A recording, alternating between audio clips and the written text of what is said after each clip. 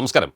Time മീഡിയയുടെ മറ്റൊരു എപ്പിസോഡിലേക്ക് സ്വാഗതം. നമുക്കെല്ലാവർക്കും തന്നെ ബാങ്കിൽ SB അക്കൗണ്ട് ഉള്ളതായിരിക്കും അല്ലേ? പലപ്പോഴും ഒരു ബാങ്ക് അക്കൗണ്ടിൽ, അതായത് SB അക്കൗണ്ടിൽ എത്ര രൂപ വരെ നിക്ഷേപിക്കാം, നിക്ഷേപിക്കുന്ന തുകയുടെ പരിധി എത്രയെന്ന് പലർക്കും വലിയ ധാരണയില്ല. എന്നാൽ റിസർവ് ബാങ്ക് ഓഫ് ഇന്ത്യ ഇത് സംബന്ധിച്ച് വ്യക്തമായ മാർഗനിർദ്ദേശങ്ങൾ നമ്മളുടെ അറിവിലേക്കായി പ്രസിദ്ധീകരിച്ചിട്ടുണ്ട്. ഒരു സേവിങ്സ് അക്കൗണ്ടിൽ എത്ര രൂപ വരെ നിക്ഷേപിക്കാം എന്നതിൽ ഒരു പരിധി റിസർവ് ബാങ്ക് വെച്ചിട്ടില്ല എന്നതാണ് യാഥാർത്ഥ്യം. പക്ഷേ നമ്മളൊരു കാര്യം ശ്രദ്ധിക്കണം.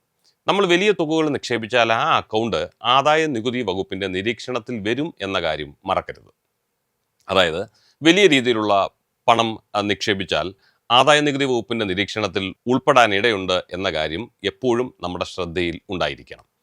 RBIയുടെ മാർഗനിർദ്ദേശം അനുസരിച്ച് 50,000 രൂപ വരെ പാൻ കാർഡിൻ്റെ സഹായമില്ലാതെ, പാൻ കാർഡ് വിവരങ്ങൾ ഉപയോഗിക്കാതെ തന്നെ നിങ്ങൾക്ക് നിങ്ങളുടെ അക്കൗണ്ടിൽ നിക്ഷേപിക്കാൻ കഴിയും 50,000 രൂപ. എന്നാൽ അതിലും അധികം ഉയർന്ന തുകകൾ നിക്ഷേപിക്കണമെങ്കിൽ പാൻ കാർഡ് വിവരങ്ങൾ നിങ്ങൾ ബാങ്കിൽ നൽകേണ്ടതായിട്ടുണ്ടാവും. ഒരു വർഷം പരമാവധി ഒരു അക്കൗണ്ടിൽ നിക്ഷേപിക്കാവുന്ന പണം സംബന്ധിച്ച് ഔദ്യോഗികമായി പരിധി ഒന്നും ഇല്ല എങ്കിലും ഒരു സാമ്പത്തിക വർഷത്തിനുള്ളിൽ നിങ്ങൾ 10 ലക്ഷത്തിൽ കൂടുതൽ പണമായി നിക്ഷേപിക്കുകയാണെങ്കിൽ വാർഷിക വിവര റിട്ടേണിംഗ്, ആനുവൽ ഇൻഫർമേഷൻ റിട്ടേൺ കീഴിൽ നിങ്ങളുടെ ബാങ്ക് അതിനെക്കുറിച്ച് ആദായ നികുതി വകുപ്പിന് റിപ്പോർട്ട് ചെയ്യേണ്ടതായിട്ടുണ്ട്. പ്രത്യേകം ശ്രദ്ധിക്കേണ്ടത്, വലിയ തുകകളുടെ ഇടപാടുകൾ ആദായ നികുതി വകുപ്പ് നിരന്തരം പരിശോധിച്ചു വരികയാണ്. അപ്പോൾ നിങ്ങൾ ഡിക്ലെയർ ചെയ്തിരിക്കുന്ന നിങ്ങളുടെ വരുമാനവും നിങ്ങൾ നിക്ഷേപിക്കുന്ന പണവും തമ്മിൽ അന്തരമുണ്ടെങ്കിൽ തീർച്ചയായും ഒരു അന്വേഷണത്തിന് അതനുസരിച്ചുള്ള മറ്റ് നടപടികൾക്കും സാധ്യതയുണ്ട്. നിങ്ങളുടെ നിക്ഷേപം 2.5 ലക്ഷം രൂപയിൽ കവിയുകയും എന്നാൽ നിങ്ങളുടെ വാർഷിക വരുമാനമായി നിങ്ങൾ ഡിക്ലെയർ ചെയ്തിരിക്കുന്ന സത്യവാങ്മൂലത്തിൽ വരുമാന തുകയുമായിട്ട് അത് പൊരുത്തപ്പെടാതെ വരികയും കൂടെ ചെയ്താൽ തീർച്ചയായും നിങ്ങൾ അന്വേഷണ പരിധിയിൽ വന്നേക്കാം. വലിയ ധന നിക്ഷേപങ്ങൾ നടത്തുകയും ഫണ്ടിൻ്റെ ഉറവിടം വിശദീകരിക്കാൻ നിങ്ങളെക്കൊണ്ട് സാധിക്കാതെയും വരികയാണെങ്കിൽ നികുതി വെട്ടിപ്പ് നടത്തിയെന്ന് സംശയിക്കുന്നതിൻ്റെ പേരിൽ ആദായ നികുതി വകുപ്പ് നിങ്ങൾക്ക് പിഴ ചുമത്തുകയോ നിങ്ങൾക്കെതിരെ നിയമ നടപടി സ്വീകരിക്കുകയോ ചെയ്യാൻ സാധ്യത വളരെ അധികമാണ്. ഇനി അടുത്തതായിട്ട്, ഇപ്പോൾ നമ്മുടെ ഇടയിൽ പണമിടപാടുകൾ കൂടുതലായിട്ട് നടക്കുന്ന ഡിജിറ്റലായിട്ട് ആണെങ്കിൽ പോലും പഴയ സമ്പ്രദായമായ ചെക്ക് കൈമാറൽ ഇപ്പോഴും പലരും നമ്മുടെ ഇടയിൽ ചെയ്യുന്നുണ്ട്. ഇപ്പോഴും ചെക്കിലേക്ക് തന്നെ പലരും ആശ്രയിക്കുന്നതിൻ്റെ ഒരു മുഖ്യ കാരണം ചെക്ക് എന്ന് പറയുന്നതിൻ്റെ വിശ്വാസ്യതയാണ്.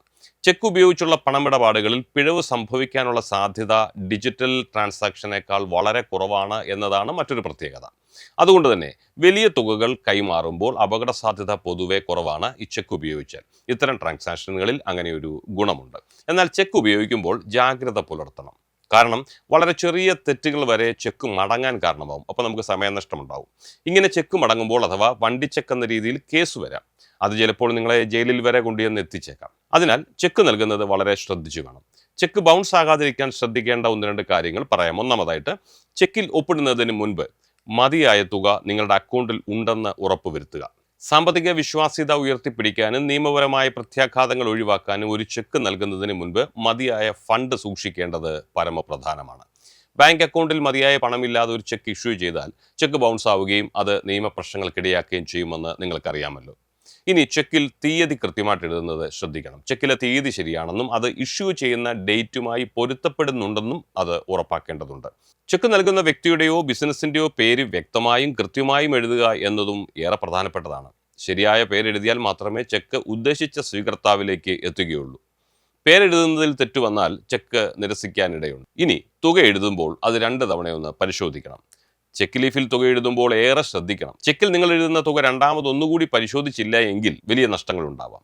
ചെക്ക് ഇഷ്യൂ ചെയ്യുന്നതിന് മുമ്പ് തുക പരിശോധിച്ച് ഉറപ്പാക്കുന്നതിലൂടെ പേയ്മെന്റ് കൃത്യമാണെന്ന് ഉറപ്പിക്കാം. ചെക്കിലെ ഒപ്പ് സംബന്ധിച്ച് ഇനി പറയാം. മുഴുവൻ വിവരങ്ങളും എഴുതിയ ശേഷം മാത്രമേ ഒപ്പിടാൻ പാടുള്ളൂ. നിങ്ങളുടെ ഒപ്പ് ബാങ്കിൽ നൽകിയ അതേ ഒപ്പുമായി പൊരുത്തപ്പെടുന്നുണ്ടെന്ന് ഉറപ്പാക്കണം.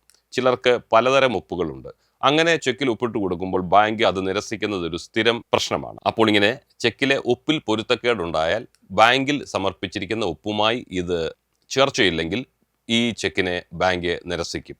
ഇനി ചെക്ക് നമ്പർ സൂക്ഷിക്കുകയും അത് സുരക്ഷിതമായി മറ്റെവിടെയെങ്കിലും രേഖപ്പെടുത്തി വെക്കുകയും ചെയ്യേണ്ടതും ഒരാവശ്യമാണ്.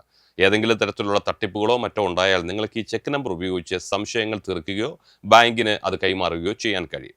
ബാങ്ക് ഇടപാടുകൾ നടത്തുമ്പോൾ ഏറെ ശ്രദ്ധ പുലർത്തിയില്ലെങ്കിൽ നിങ്ങൾ കഷ്ടപ്പെട്ടുണ്ടാക്കിയ ധനം മറ്റുള്ളവരുടെ കൈവശം എത്തുകയും നിങ്ങൾ വലിയ പ്രശ്നത്തിലകപ്പെടുകയും ചെയ്തേക്കാം. പ്രത്യേകിച്ച് ചെറുപ്പത്തിൻ്റെ കാലം കഴിഞ്ഞ സീനിയർ സിറ്റിസൺസ് ബാങ്ക് ഇടപാടുകളിൽ വലിയ ശ്രദ്ധ പുലർത്തേണ്ടതുണ്ടെന്ന് പ്രത്യേകം പറയേണ്ടതുണ്ടല്ലോ. ഈ വീഡിയോ ശ്രദ്ധിച്ചതിന് നിങ്ങൾക്ക് നന്ദി. ഈ ചാനൽ നിങ്ങൾ ഇതുവരെ സബ്സ്ക്രൈബ് ചെയ്തിട്ടില്ലെങ്കിൽ ഇപ്പോൾ തന്നെ സബ്സ്ക്രൈബ് ചെയ്യുക, ലൈക്ക് ചെയ്യുകയും നിങ്ങളുടെ പ്രിയപ്പെട്ടവർക്ക് ഷെയർ ചെയ്ത് കൊടുക്കാനും മറക്കരുത്. മറ്റൊരു വിഷയവുമായി വീണ്ടും കാണുന്നവരെ നിങ്ങൾക്ക് എല്ലാവർക്കും ഞങ്ങളുടെ നന്ദി, നമസ്കാരം.